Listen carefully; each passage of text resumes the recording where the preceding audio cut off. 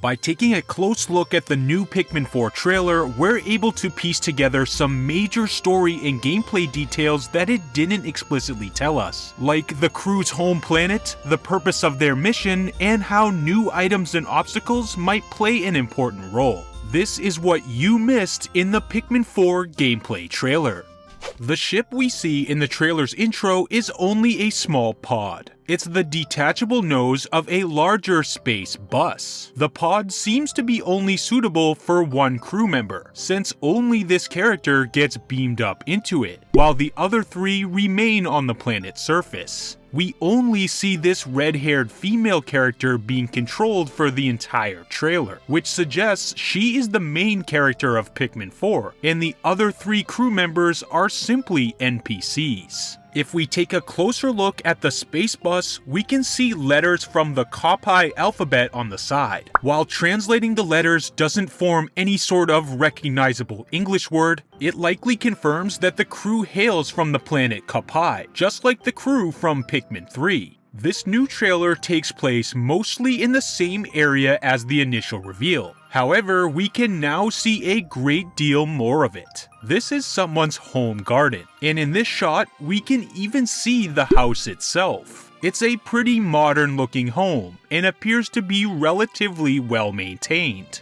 Nothing looks dilapidated or run down, and there are many human decorations and tools present in the area. For example, children's toys scattered about, decorative fish and clay pots in the garden, a toolbox, and a rake and hand shovel that look like they've been recently used. Clearly, humans still live here, and if they don't, they haven't been gone for very long. We can make out several distinct areas, like a vegetable garden, a child's sandbox, and even a playground, as signified by the elephant slide and the cone-shaped spires of what looks like a children's jungle gym in the background. Going back to the house scene, we get a look at our first new enemy of Pikmin 4. The head and beak of these one-footed birds are very reminiscent to the burrowing Snagrit, and there's a dead giveaway that makes it very likely these are a larval stage of the Snagrit. That is, the single leg that they stand on. We learned in Pikmin 3 that under the ground, burrowing Snagrits have one single leg and foot, just like these little guys shown here. Also in this scene, we can see a pile of these light blue gem-like objects. These appear frequently throughout the trailer, and though we never see a Pikmin actually carry one, it seems they'll have some type of value, since a couple of them pop out as a reward for destroying this gate. Speaking of the gate, once it takes enough hits from this group of red Pikmin, notice how it gives way all at once, rather than being destroyed gradually level by level like in previous Pikmin games. Near the house, right in the middle of the scene, is some kind of sparkling blue treasure. We can determine that all items with sparkles around them are treasures that Pikmin can bring back to the ship. We know this because the pair of binoculars the Pikmin carry in this scene sparkle as well. We see several sparkling objects throughout the trailer. Even the hanging clock from the reveal is a treasure, as we can see sparkles around that too. This means there's going to be some way for us to knock it off its hook. Perhaps that's using winged Pikmin to pull it off, or maybe purples or rocks to knock it down. Or perhaps this is a job for a new Pikmin type we haven't seen yet. The cursor now displays the active type and number of that Pikmin remaining in the group.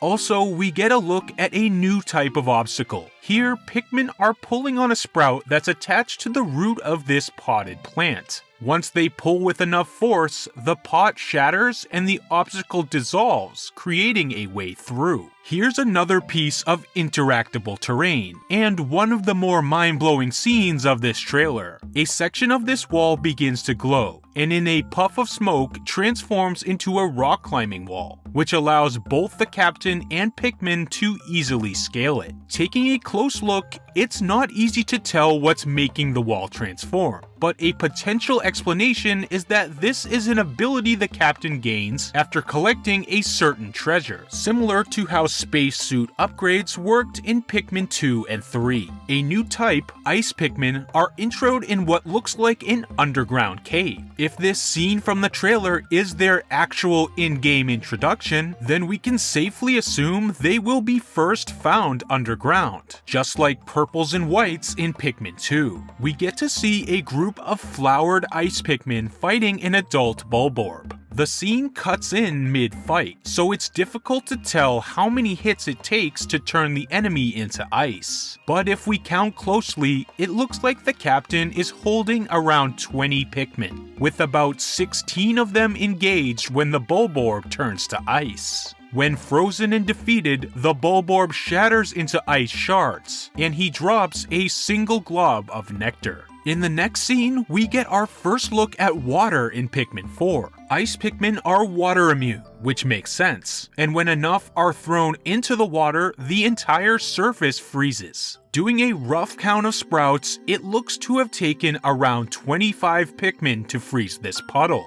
Freezing allows for other Pikmin to safely cross along with the captain. But what happens if water is frozen while the captain and other Pikmin are still inside of it? Do they automatically pop up to the surface? Or are they stuck frozen under the ice too? Also, will plucking the sprouts from the ice thaw it out and make it liquid again? We'll have to just wait for answers on that. With the Ice Pikmin reveal, plus a look at the game's key art, our confirmed Pikmin lineup as of right now is red, yellow, blue, white, purple, winged, rock, and ice, which is all 8 currently known types. But the trend so far has been 2 new types for each game. So even though it looks like we have our final box art, there may still be one more new type we do not yet know about. Or maybe the spot for that second new type was actually replaced by the dog, Ochi. This cutscene here looks to be from when the dog is first found, suggesting that it's native to this planet, not a creature that was brought along with the crew from Cup High. The dog can be charged and sent forward in one direction. We can see the directional arrow and power meter here. This feels very similar to the charge Pikmin had in Pikmin 3, and while the dog's charge is being shown off, we see some familiar elements in the background.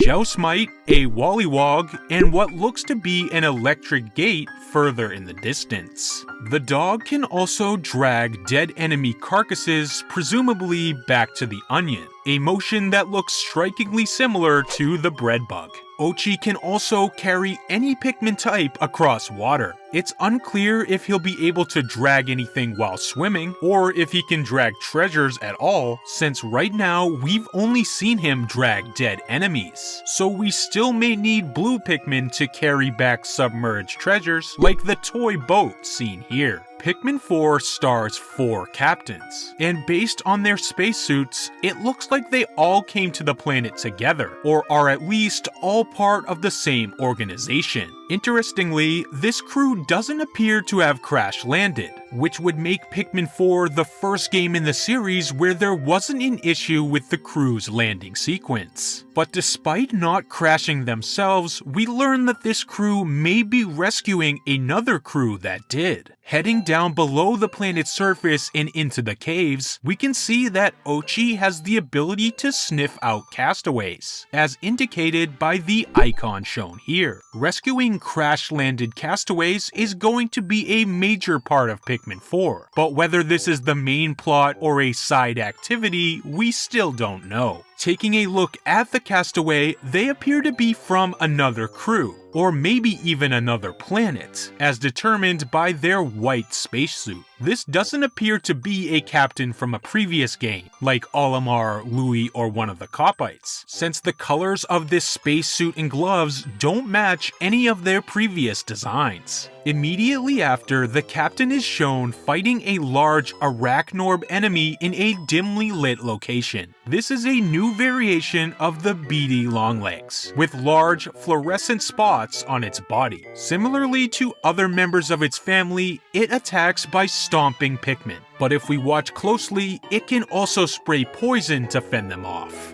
In the boss arena, we see a sort of digital LED scoreboard, It's tough to say if the number 01 displayed here has any sort of significance, or if it's just a decoration. 01 could signify the floor of the cave we're currently on, but there's no way to confirm that from this trailer. Behind the scoreboard, we see a blue pulsing light. This is the same type of signal emitted from the Castaway captain's spacesuit in the scene directly before. Because of this, we can safely assume that another Castaway is located right here, and maybe the new Arachnorb is a boss we need to take down before rescuing them. In the next underground scene, we see the captain facing off against a familiar boss, the Empress Bulblax. The fight seems very similar to the one in Pikmin 2, except in this case, the captain and Pikmin are riding Ochi while fighting. For a brief moment in the corner of this screen, we can see what looks like a crystallized gate. This could be a barrier for rock Pikmin to smash, like the crystal walls in Pikmin 3. Or maybe, and perhaps more likely, this is a new kind of ice wall, a barrier that's too cold for other Pikmin to take down, thus requiring ice Pikmin, the only ones able to withstand its cold surface. The idea of this being an ice wall is further supported by the captain in this scene commanding a group containing ice Pikmin, while having 0 rock Pikmin in tow. While we've seen plenty of cave footage, it's not clear if we've seen any cave entrances. We do, however, see a couple of areas that could possibly be entryways underground. First is the object in the background of this scene, which looks like it's emitting light. It looks like an open tin can with the top still attached. The light seems to be drawing the player to the tin can for a reason. Pikmin 2's caves gave off a similar looking light and some steam to entice players toward them, so the light coming from this can could be a similar effect. There are also these anthill looking structures that pop up at the very end of the trailer during the section that teases nighttime exploration. These look a little bit too small and nondescript to be cave entrances. Not to mention, the circular opening is on the front of these structures. While in this scene, we can tell that the captain and Pikmin exit caves by using air from a vent to propel them upwards. There are no openings on the tops of these for the captain and Pikmin to fly out of, which might disprove them being cave entrances. However, the tin can still remains a possibility. Also appearing at night are these piles of colorful sparkling crystals, which bear a striking resemblance to star fragments. These appear in various piles during the night, and if they are in fact collectible by Pikmin, they must hold enough value to warrant hunting for them while enraged enemies like this red-eyed Bulborb patrol the area. Comment below what you think the purpose of these crystals will be, and subscribe for more Pikmin 4 and Nintendo content.